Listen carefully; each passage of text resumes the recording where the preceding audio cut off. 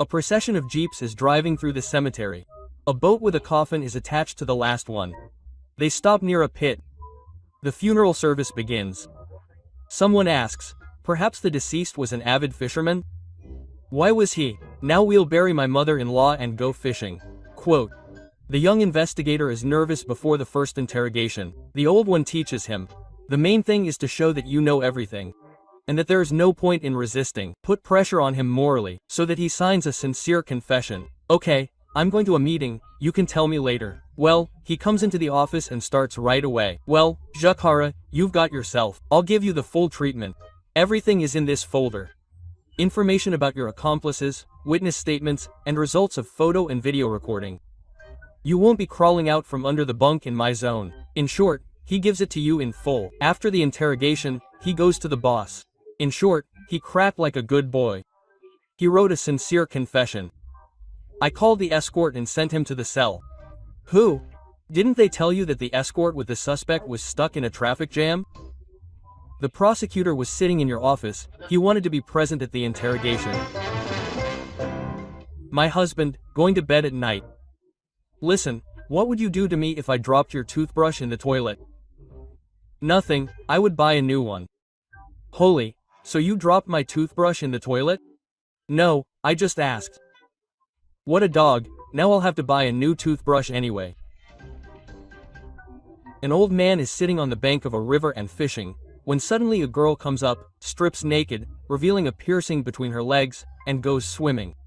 Old man, you'd better put on some panties. The pike here are really biting on a spoon. Civil War. Vasily Ivanovich is standing at the table in the headquarters, studying the map. Suddenly Petka bursts into the room and shouts, Vasily Ivanovich, a white battalion is coming at us. Petka, give me my red shirt. Why, Vasily Ivanovich? Oh, you. This is so that if I get wounded, the soldiers don't see the commander's blood and don't panic. I put on my red shirt and tee, went into battle and fought off the white attack. The next day, the same situation. Vasily Ivanovich, a white regiment is coming at us. And they also have a tank. Well, Petka, there's nothing to be done. Give me my red shirt. I went into battle again. We fought off the attack again. The next day, Vasily Ivanovich, a white division is coming at us. They have about 20 tanks, and we're out of ammunition. Let me think. What are you handing me, Petka? What do you mean? Brown pants. A traffic cop stops a blonde. Your license. What is a license? Well, it's a thing where your face is depicted. The blonde rummages around in her purse for a long time, takes out a mirror and gives it to the traffic cop. He looks in the mirror and says, well, they would have immediately said that you were a policeman. At a wrestling competition, a coach says to his protege, this American has a signature move.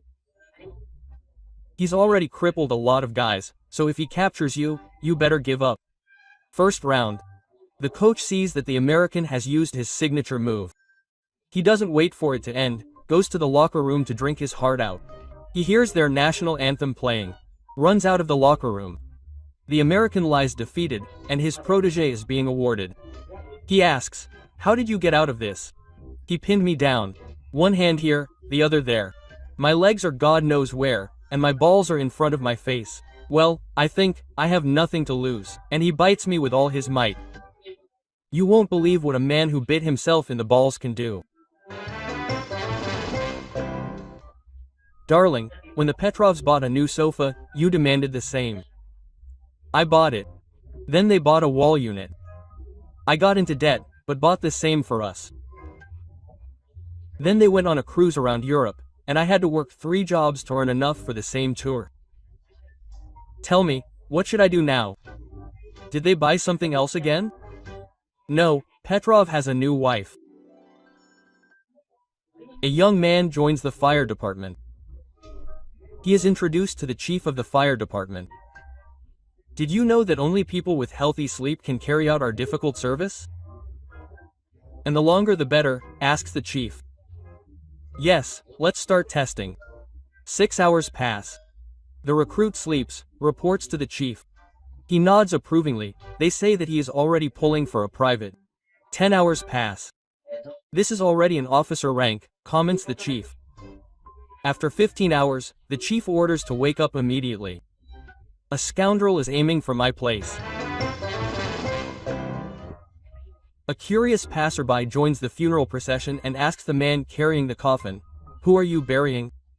"My mother-in-law." "Why are you holding the coffin sideways?" And when we turn her on her back, she starts snoring. Children, I am your new teacher. My name is Anatoly Alexandrovich. Guess how old I am? 22. Good job, boy.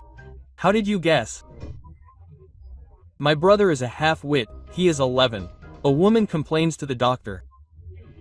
My husband has completely lost interest in love. The doctor gives her some pills and says, "Whenever you want, dissolve one pill in soup and give it to your husband, and everything will be fine."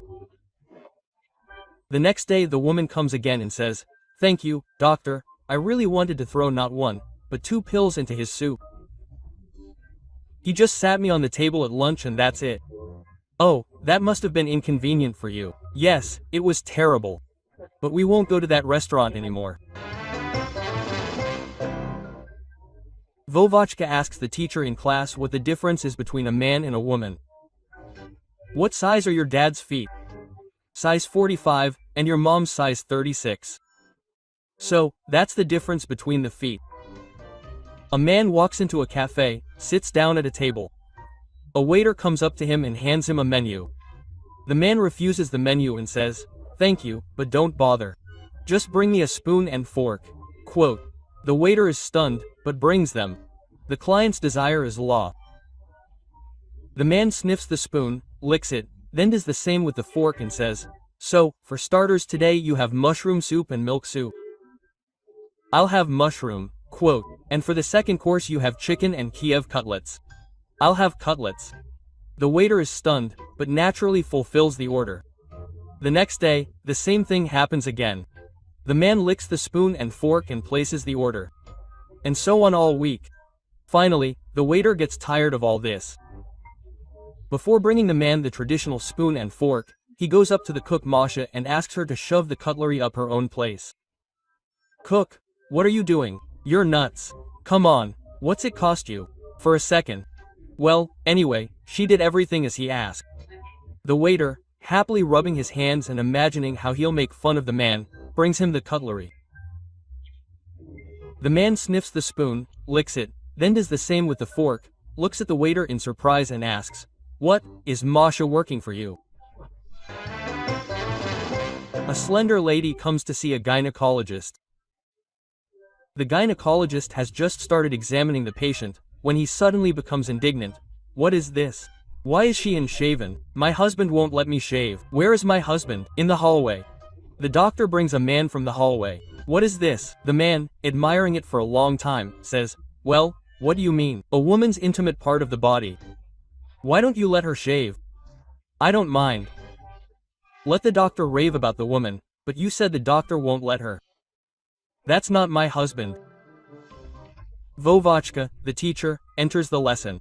"Vovachka, why are you late? Were you frying potatoes? Come on, sit down." There's a knock on the door again. A student comes in, the teacher, "Potatoes, why are you late?" "You got stuck in the elevator." "There was no elevator at school."